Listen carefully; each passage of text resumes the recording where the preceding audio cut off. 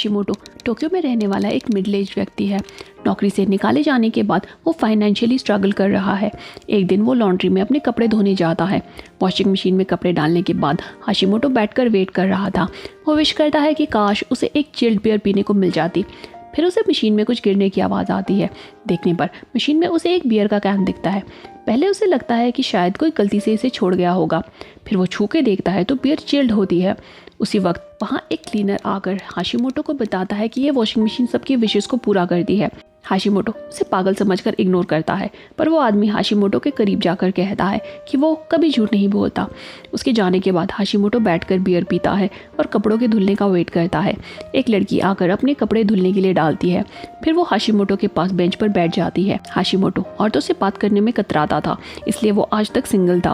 वो लड़की हाशिमोटो से बात करने की कोशिश करती है। उसने कई बार उसकी दुकान में हाशिमोटो को आते जाते देखा था और वो उसे पसंद करती थी, पर हाशिमोटो को इस बात का कोई आइडिया नहीं था। हाशिमोटो अपना खाली कैन वहीं बैठकर डस्टबिन में फेंकता है, पर उसकी किस्मत की तरह उसका निशाना भी खराब था। वो उठकर कैन डस्टबिन में डालने जाता है तो वो लड़की रोने लगती है।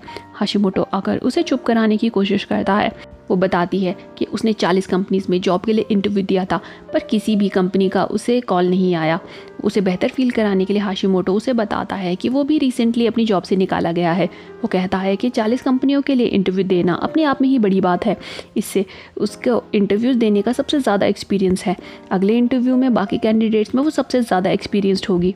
इसके बाद वो लड़की अपनी सिचुएशन को दूसरे एंगल से देखने लग जाती है और हाशिमोटो को थैंक यू कहती है। फिर हाशिमोटो अपने कपड़े लेकर निकल जाता है और उसे गुड बाय कहता है। जाते वक्त वो लड़की उसे अपना नाम कोंडो बताती है। हाशिमोटो खुश होकर घर के लिए निकलता है। रात में उसकी मदर का उसे फ़ोन आता है। वो बताती है कि हाशिमोटो के फादर को हॉस्पिटल में एडमिट किया गया है और उसके इलाज के लिए 3 लाख येन की ज़रूरत है। हाशिमोटो के पास ना तो जॉब थी, ना ही इतने पैसे सेविंग्स में थे। फिर भी वो अपनी माँ को पैसे भेजने का प्रॉमिस करता है और कहता है कि वो जल्द ही उनसे मिलने आएगा। अगले दिन वो सुबह सुबह लॉन्ड्री शॉप पर पहुँच जाता है। उसे लगा था कि कल वाला क्लीनर शायद झूठ बोल रहा था, फिर भी वो अपनी थ्योरी को टेस्ट करना चाहता था। वो वॉशिंग मशीन के सामने खड़े होकर 3 लाख येन विश करता है। फिर उसे रियलाइज़ होता है कि ये आइडिया कितना स्टूपिड साउंड कर रहा होगा। वो जाने लगता है, पर उसी वक्त मशीन में पैसों का एक बंडल अपीयर होता है। हाशिमोटो पैसे गिन रहा होता है तो वो पूरे 3 लाख येन थे, ना कम ना ज़्यादा। वो पैसे लेकर जाने वाला था जब उसके सामने कल वाला फेंका हुआ बियर का कैन डिसअपीयर हो जाता है।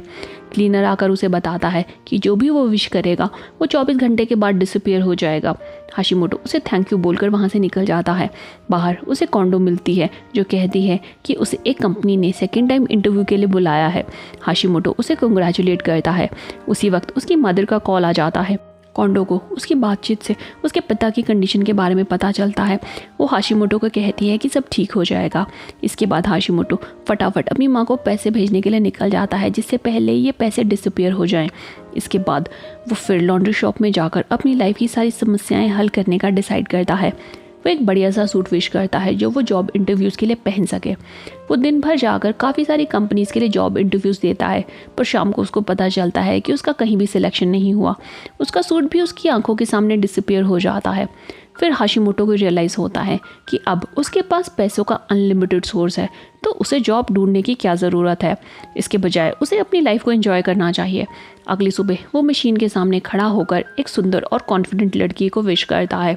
मशीन से जो लड़की निकलती है, हाशिमोटो उसकी खूबसूरती देखकर दंग रह जाता है। फिर हाशिमोटो उसे अपने घर चलने को कहता है। इस पर वो लड़की हाशिमोटो के गाल पर ज़ोर से चांटा मार देती है और कहती है कि फर्स्ट डेट पर इतना बोल्ड होना सही नहीं है। वो लड़की दुकान से बाहर निकल जाती है और हाशिमोटो बस उसे देखता ही रह जाता है। अपनी गलती समझने के बाद हाशिमोटो दोबारा मशीन के सामने जाकर ऐसी गर्लफ्रेंड विश करता है जो सुंदर, सुशील और उससे प्यार करने वाली हो। फिर एक दूसरी लड़की मशीन से बाहर निकलती है। हाशिमोटो उसे डेट पर जाने के लिए पूछता है तो वो खुशी खुशी हाँ बोल देती है। वो उसे शॉपिंग के लिए ले जाता है और मशीन से निकले हुए पैसों से उसके लिए सब कुछ खरीद के देता है। रात में दोनों हाशिमोटो के घर पर होते हैं और खूब सारी बातें करते हैं। वो लड़की उसका हाथ देखकर कहती है कि हाशिमोटो की लाइफ काफ़ी शॉर्ट है। हाशिमोटो ये सुनकर परेशान हो जाता है, पर रिएक्ट नहीं करता। सुबह होते होते हाशिमोटो फाइनली हिम्मत करके उसे किस करने के लिए आगे बढ़ता है। इतने में वो लड़की गायब हो जाती है। सिर्फ हाशिमोटो के खरीदे हुए कपड़े और ज्वेलरी उसके हाथ में रह जाते हैं। उसके बाद से हाशिमोटो रोज़ लॉन्ड्री शॉप पे आता और अलग अलग गर्लफ्रेंड्स अपने लिए रोज़ विश करता। हर लड़की देखने में और पर्सनालिटी में अलग थी। वो उन लड़कियों को एक्सपेंसिव होटल्स में खाने पर ले जाता और महंगी ज्वेलरी खरीद कर गिफ्ट में देता। उसकी ज़िंदगी मज़े से कट रही थी जब एक दिन कोंडो उसे एक लड़की के साथ देख लेती है।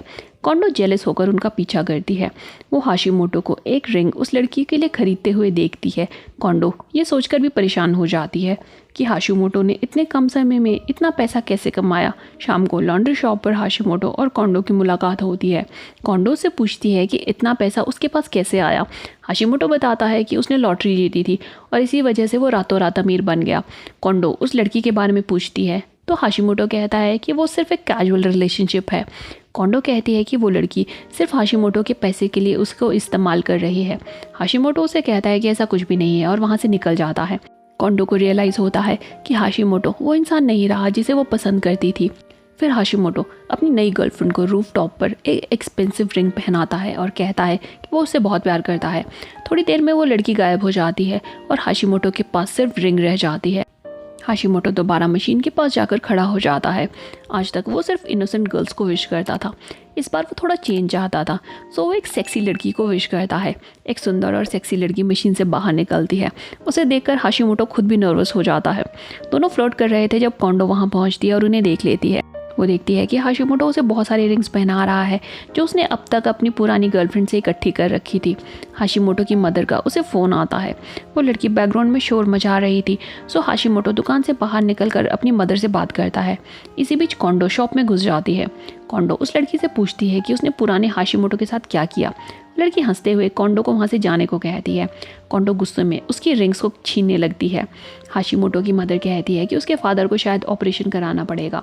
पैसे से ज़्यादा उसके पेरेंट्स हाशिमोटो को अपने पास देखना चाहते थे। कॉल एंड होने पर शॉप का क्लीनर हाशिमोटो के सामने आता है और कहता है कि वो एक ज़रूरी बात बताना भूल गया। वो कहता है कि जो भी व्यक्ति मशीन से बाहर निकलेगा वो भी एक दिन में ही डिसअपीयर हो जाएगा। हाशिमोटो हंसते हुए कहता है कि वो ये बात जानता है। अंदर दोनों लड़कियां अभी भी रिंग्स के लिए लड़ रही थी। नई लड़की को लगता है कि हाशिमोटो उस पर चीट कर रहा है, तो वो उसे छोड़कर चली जाती है। अंदर कोंडो रो रही होती है। कोंडो विश करती है कि हाशिमोटो वापस वैसा हो जाए जैसा वो इस सब से पहले था। कोंडो की विश के कारण हाशिमोटो मशीन के अंदर टेलीपोर्ट हो जाता है। वो मशीन से बाहर निकलता है तो एग्जैक्टली वैसे कपड़े पहने था जैसा कोंडो से पहली बार बात करने के समय पहने थे। हाशिमोटो को रियलाइज़ होता है कि मशीन ने कोंडो की विश को पूरा कर लिया है, क्योंकि वो मशीन से बाहर निकला है तो उसके पास भी जीने के लिए एक ही दिन बचा है। टीवी पर न्यूज़ दिखाई जाती है कि एक ज्वेलरी शॉप से हज़ारों येन गायब हो गए हैं। लास्ट सीन में हाशिमोटो ज़मीन पर बैठ जाता है और कोंडो कन्फ्यूज़ होकर उसको देखती रहती है।